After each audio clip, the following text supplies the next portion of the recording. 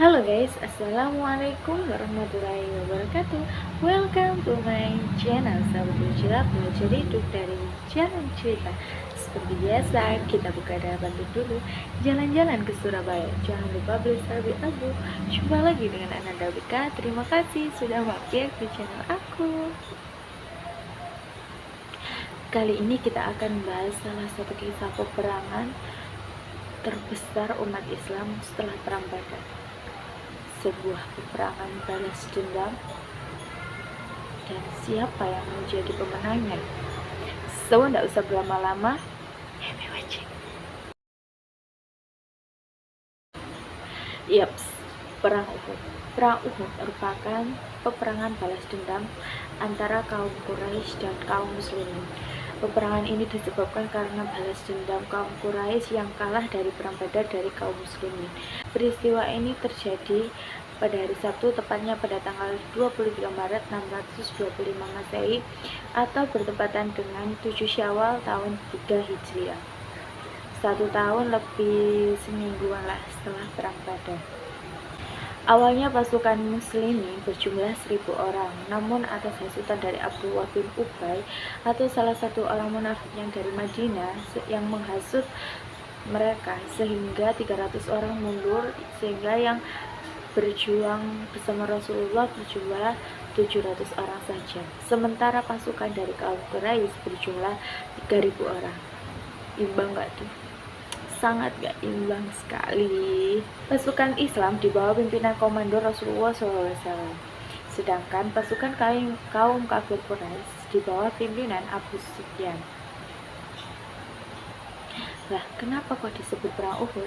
Karena perang ini terjadi di sebuah gunung yang bernama Gunung Uhud yang letaknya 4 mil dari Masjid Nabawi, yang memiliki ketinggian 1000 kaki dari permukaan tanah dan tingginya kurang lebih 5 mil. Oleh karena itulah perang ini disebut sebagai Perang Uhud. FYI aja ya teman-teman, sebenarnya Rasulullah ini tidak mengizinkan mereka untuk melakukan peperangan tersebut, namun karena atas desakan dari kaum muslimin ini, sehingga Rasulullah pun menyetujui adanya peperangan tersebut. Di antara tokoh-tokoh yang berjuang bersama Rasulullah ada Ali bin Abi Thalib, pamannya Hamzah bin Abdul Muthalib, ada Ubadah as-Samit, Zubair bin Awam, Munzir bin Amr, Abdullah bin Zubair, Mus'ab bin Umair, dan masih banyak lagi yang lainnya. Sedangkan dari pasukan kafir Quraisy ada Khalid bin Walid, Ikrimah bin Abu Jahal, Abu Sufyan, dan ada Hindun bin Utbah. Mereka bersama 3000 pasukannya ini kemudian membagi pasukannya menjadi 2800 pasukan infanteri dan 200 kavaleri atau pasukan pemanah. Sedangkan dari pasukan muslimin ini, Rasulullah membagi mereka menjadi 50 pasukan kavaleri atau pasukan pemanah, kemudian ada sayap kanan dan sayap kiri. Sayap kanan dipastikan lebih aman karena dapat bersembunyi di balik bukit Uhud. Dan sayap kiri sangat berisiko karena berhadapan langsung dengan pasukan kaum kafir Quraisy. Dan di sisi kiri inilah pasukan pemanah diletakkan juga. Sedangkan dari kubu Quraisy dibagi menjadi 3 bagian. Di sayap kanan dipimpin oleh Khalid bin Walid, pasukan inilah yang akan berhadapan dengan sayap kiri dari kaum muslimin. Kemudian di sayap kiri kubu Quraisy ada pasukan yang dipimpin oleh Ikrimah bin Abu Jahal, dan yang berada di tengah dan sekaligus menjadi panglima di antara dua sayap ini adalah Amr bin As, dan Abu Sufyan juga menempatkan pasukan kavaleri atau pasukan pemanah ini di barisan paling depan. Walaupun jumlah pasukan kaum muslimin ini jauh lebih sedikit daripada pasukan kubu Quraisy, Rasulullah yang memimpin pasukan kaum muslimin memerintahkan mereka untuk tetap fokus pada peperangan. Mereka kemudian berangkat lebih dahulu dari kaum Quraisy, dan Rasulullah membagi mereka dan pasukan pemanah tadi berada di lembah Uhud, yang mereka bersiap apabila dari kubu Quraisy ini pasukan berkuda menyerang. Jadi ketika pasukan kubu Quraisy ini pasukan kudanya menyerang, pasukan pemanah dari lembah Uhud yang tempatnya agak lebih tinggi, mereka dapat memanah pasukan kuda tersebut. Jadi bisa dibayangkan ya teman-teman. Jadi ketika mereka menyerang, pasukan pemanah ini kan tempatnya di lembah Uhud yang tempatnya agak lebih tinggi ya. Jadi pasukan pemanah kan ada di sini. Mereka bisa memanah pasukan berkuda yang menyerbu mereka. Jadi otomatis ada peluang bagi mereka untuk menyerang mereka lebih banyak gitu. Sehingga pasukan mereka ini berpeluang untuk memenangkan peperangan tersebut. Ini merupakan salah satu strategi dari Rasulullah SAW, dan Rasulullah juga memerintahkan kepada mereka agar jangan turun ketika tidak ada komando dari Rasulullah. Ingat ini ya teman-teman di Facebook, bahwa Rasulullah memerintahkan pasukan pemanah ini agar tidak turun apapun yang terjadi, mau itu kondisi mereka kelihatannya menang atau kalah, tetap jangan turun apabila Rasulullah tidak memberi komando untuk turun. Pasukan pemanah ini dipimpin oleh Abdullah bin Zubair sebagai komandan dari pasukan pemanah tersebut. Perang Uhud ini berlangsung kurang lebih selama 7 hari, dan di tengah peperangan tersebut ada salah satu pemimpin kaum Quraisy yang bernama Abu Sa'ad yang menantang kaum muslimin dan meragukan mereka, apa iya kalau mereka tewas dalam peperangan kaum muslimin akan masuk surga. Abu Sa'ad kemudian meminta duel kepada kaum muslimin. Jadi Abu Sa'ad ini melawan mereka, ayolah duet 1 lawan 1 kayak gitu. Kemudian Ali bin Abi Thalib dengan keberaniannya langsung maju ke depan. Kemudian Ali bin Abi Thalib pun meladeni menerima ajakan dari Abu Sa'ad untuk duel 1 lawan 1. Kemudian Ali bin Abi Thalib dengan beraninya akhirnya berhasil memenggal kepala dari Abu Sa'ad. Sombong sih kan. Awalnya pasukan kaum muslimin ini berhasil menguasai peperangan atau semacam berpeluang untuk menang lah. Namun dan mereka ini berpeluang untuk menjadi pemenang dari peperangan tersebut dan dapat memukul mundur pasukan kaum kafir Quraisy. Namun siapa sangka kemunduran pasukan Quraisy ini ternyata bagian dari strategi mereka. Pasukan yang mundur tersebut perlahan meninggalkan Bukit Uhud dan area peperangan tersebut perlahan demi perlahan. Dan pasukan pemanah atau pasukan kavaleri tadi yang ditempatkan Rasulullah di atas lembah Uhud melihat bahwa mereka ini sudah mundur dan membiarkan harta rampasan atau membiarkan harta benda mereka itu berceceran seperti itulah, kayak gitu.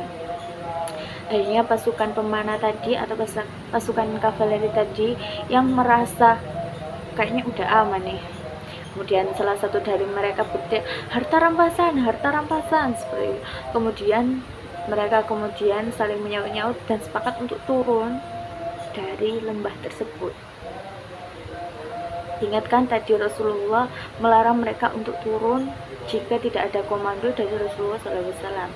Namun dan di sini komando pasukan pemanah atau pasukan kavaleri ini, yaitu siapa tadi, Abdullah bin Zubair, sudah mengingatkan mereka untuk tidak turun dan mencoba untuk mengingatkan mereka agar mengingat pesan Rasulullah untuk tidak turun dari lembah tersebut. Namun mereka sama sekali tidak menggubrisnya dan merasa ini loh sudah aman. Akhirnya mereka kemudian turun dan mengambil harta rampasan perang tersebut. Dan apa yang terjadi?